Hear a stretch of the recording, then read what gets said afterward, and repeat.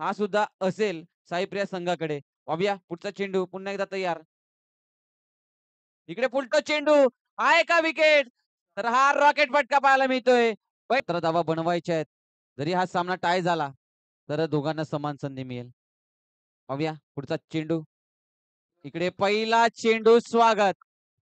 स्वागत षटकार म्हणजे 7 धावा गिफ्ट. इकडे 7 धावा गिफ्ट गेल्यात. आता समीकरण पाहिलं तर चेंडू आहेत. यस गोलंदाज. इकडे 9 धावा गिफ्टमध्ये दिले गेलेले आहेत.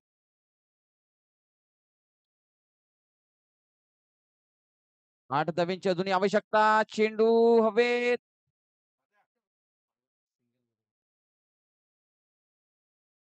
खाली जातंय आणि समीकरण थोडंसं बदललं जातंय. 4 चेंडू आहेत आणि त्या 4 चेंडूमध्ये बनवायचे आहेत. 6 धावा. पाहूया भावेश स्ट्राईक एंड वरती इकडे फटका खेळलाय. जाणार का बाहेर? तर यस हा चेंडू जाणार बाहेर. सामना बदलून टाकलाय भावेशने. इकडे फटका पुन्हा एकदा व्हाईट हाऊस.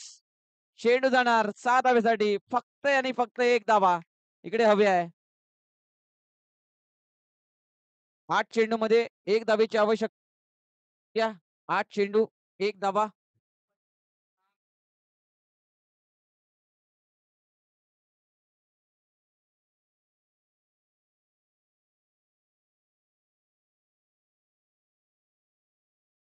तुमचाही संघ भावेश एक जण पाठवा.